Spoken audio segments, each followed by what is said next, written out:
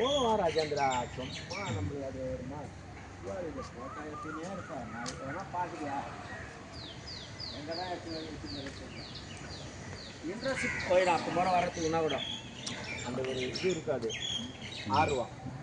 கொஞ்சமாக பார்க்கமா ஏதோ கொஞ்சம் எடுக்கணும் தேவையில்ல அதெல்லாம் எடுத்துக்கணும் போட்டு யார்கிட்ட காசுப்பா